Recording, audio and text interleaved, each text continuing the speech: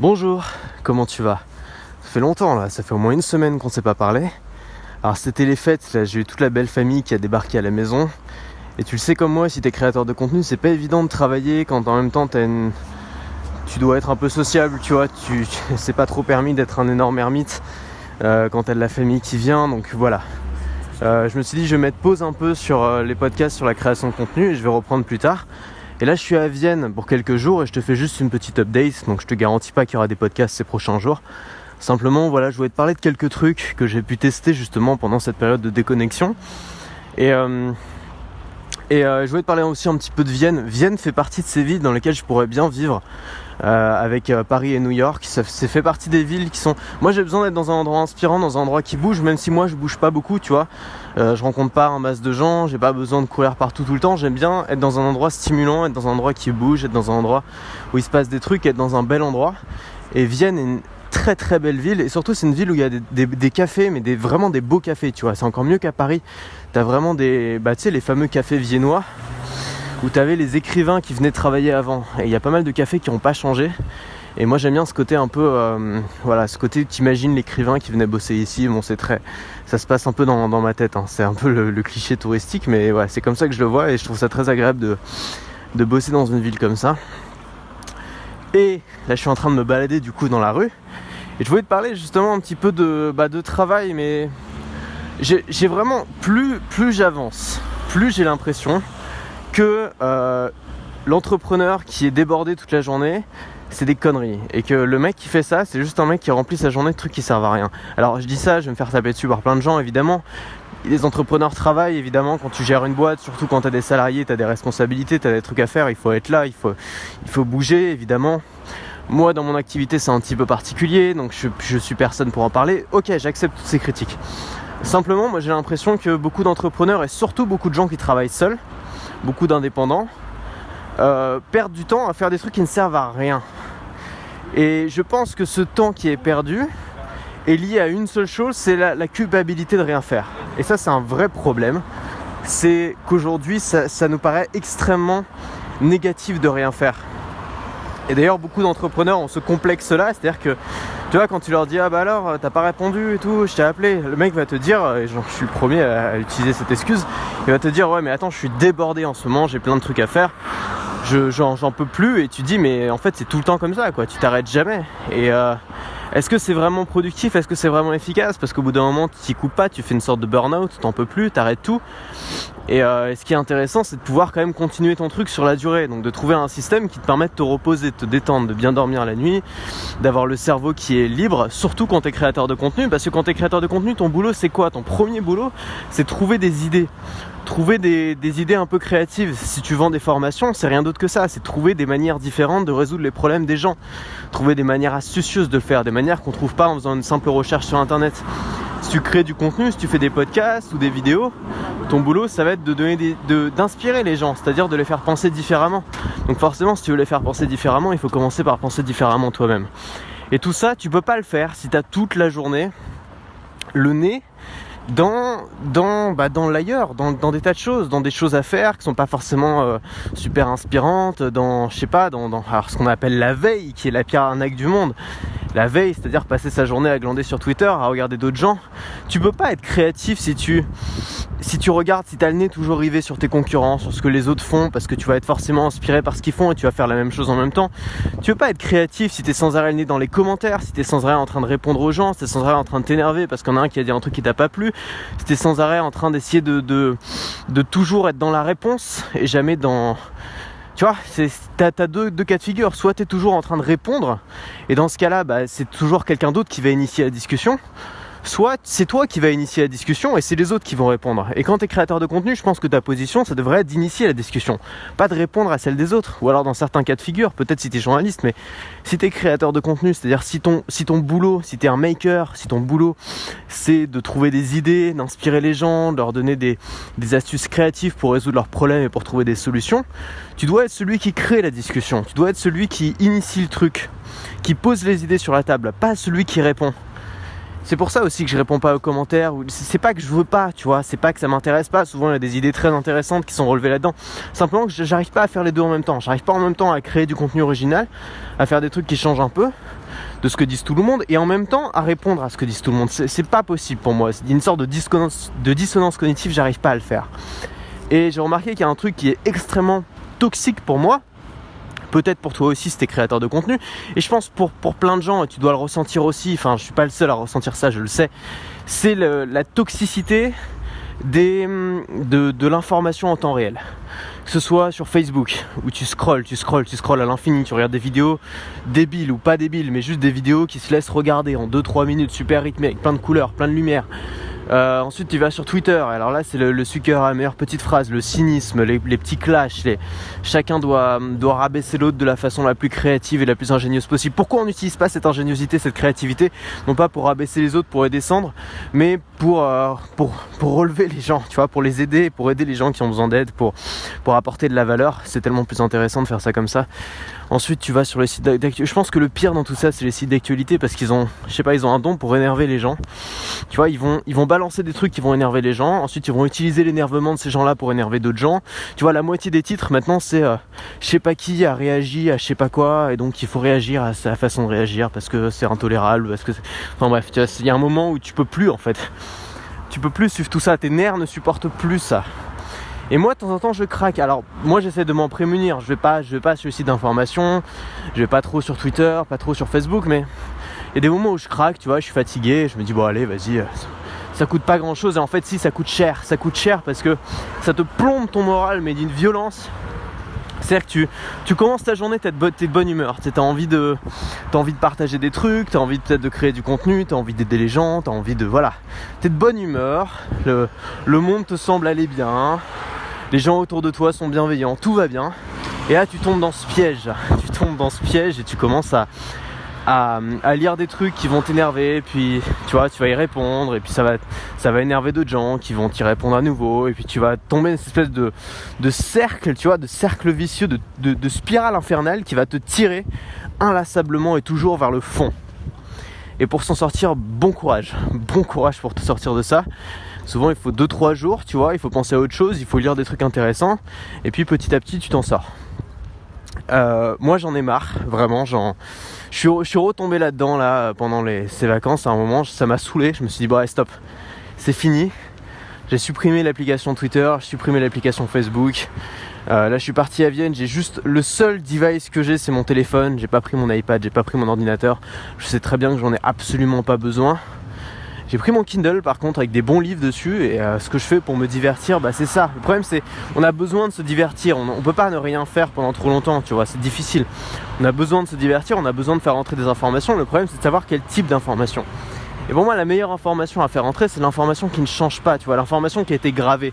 Un bouquin, pas un truc qui va être mis à jour toutes les 5 minutes parce qu'il y a Jean-Michel Connard qui a publié un tweet et que c'est intolérable, je sais pas quoi. Juste un truc qui va rester, un livre, un truc long terme, un format long sur lequel tu vas pouvoir réfléchir, sur lequel tu n'auras pas un jugement qui va être apposé à ce format. Le problème aussi c'est ça avec les commentaires, c'est que dès que tu lis un truc, t'as pas le temps de faire ton propre jugement, que juste en dessous t'as les jugements des autres, et forcément tu vas être influencé par ces jugements là, ou alors tu vas vouloir réagir à ces jugements là, ou alors tu vas être énervé par ces jugements là, et tu peux pas pleinement profiter d'un contenu si en dessous t'as le jugement des autres qui arrive tout de suite. Si t'as même pas le temps de juger par toi-même, si t'as même pas le temps de réfléchir par toi-même. Tu lis un livre, moi j'adore, tu lis un livre, t'as des conneries dans le bouquin évidemment. Le mec il fait 500 pages, surtout certains auteurs, tu vois, qui aiment bien dire un peu ce qu'ils pensent. Moi j'adore ces auteurs là parce qu'ils s'en foutent, tu vois. T'as des conneries, et ce qui est bien c'est que t'as pas une espèce de petite nuée de gens à côté qui sont là pour juger, pour se scandaliser, tu vois. Si tu peux te permettre de lire ça et de dire ok, je sais que ça fait partie de l'univers et de ce que pense cet auteur là. C'est pas parce que je lis ça que je vais penser la même chose. Simplement, j'accepte l'idée que ce gars-là, avec la vie qu'il a eue, avec l'expérience qu'il a eue, il puisse penser ça. Ça me dérange pas. Je conçois cette idée-là. J'ai pas besoin de gens qui sont là à côté pour critiquer, pour casser, pour dire que c'est intolérable. J'ai pas besoin de ça. Si j'ai envie de le faire, je suis assez grand pour le faire moi-même. J'ai pas besoin de ces gens pour me dire ce que je dois penser. Et ça, c'est aussi vraiment le plaisir que je retrouve dans le fait de lire des bouquins. Et moi j'ai toujours aimé lire, simplement j'ai un mal fou à lire à cause justement de ce bruit. Parce que ce bruit est toujours plus attirant, parce que c'est du réel, c'est du maintenant, c'est du fight or flight, tu vois. C'est de l'instinct de survie. Facebook c'est de l'instinct de survie parce qu'il dit faut absolument que tu ailles dessus, si ça se trouve il s'est passé quelque chose, tu vois. Si ça se trouve il y a une alerte, il y a quelque chose, quelqu'un a réagi, c'est important parce que c'est immédiat, parce que c'est urgent.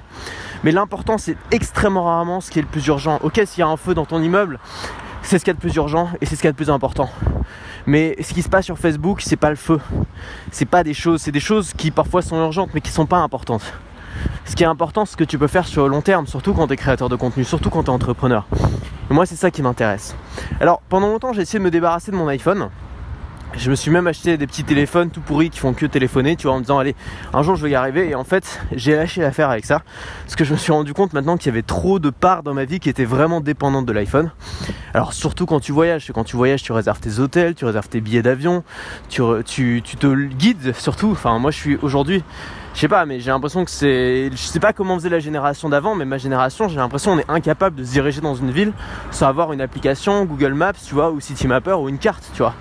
Genre moi là je suis à Vienne en train de me balader, je déambule absolument n'importe où, je m'en fiche parce que je sais qu'en un clic, en un tap sur mon téléphone, je pourrais rentrer chez moi, c'est pas un problème.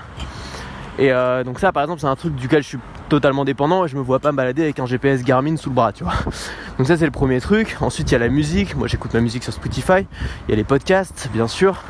Il y a l'appareil photo, il y a toutes ces fonctionnalités qui aujourd'hui sont indispensables et j'accepte d'être dépendant de ces fonctionnalités là et je pense ne plus pouvoir m'en passer. Maintenant il y a aussi bien sûr les communications, bon c'est pratique quand tu donnes rendez-vous avec quelqu'un de pouvoir te tromper, d'arriver un peu en retard et de pouvoir s'arranger quand même pour se voir, tu vois.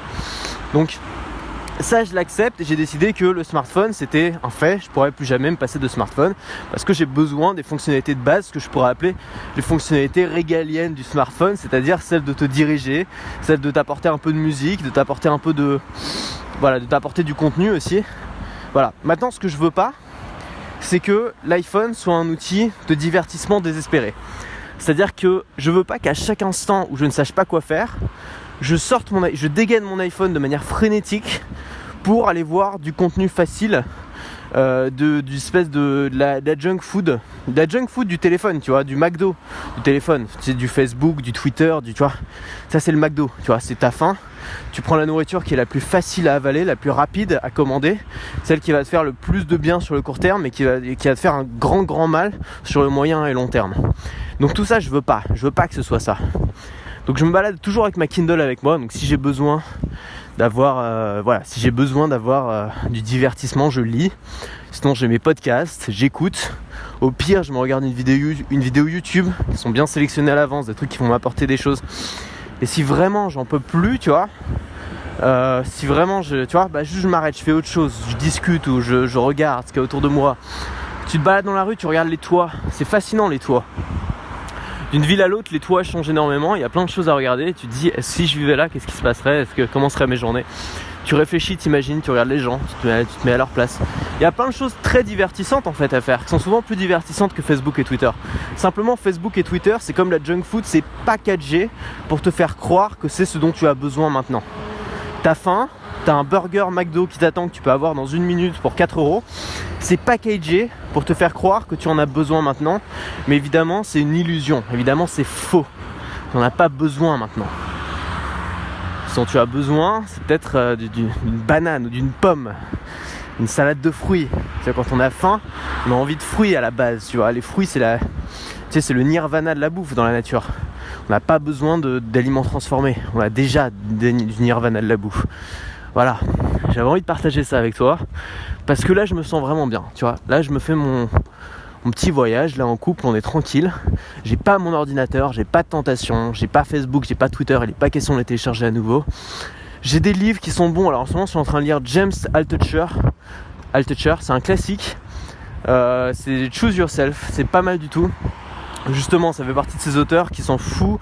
Tu vois, qui dit ce qu'il pense, qui assume, tu vois, qui est pas en train d'essayer de prendre des formes ou de s'excuser à chaque phrase. Et ça, j'aime bien. Un auteur cash. Je suis aussi en train de continuer un livre que j'ai commencé il y a un bout de temps déjà, qui s'appelle Sapiens, une brève histoire de l'humanité.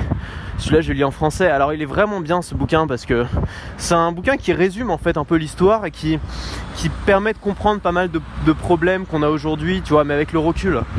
C'est assez intéressant. C'est vraiment très intéressant même, je peux te le conseiller. Je pense qu'après je lirai la suite parce qu'il a sorti une V2 qui parle plus du passé mais cette fois-ci du futur.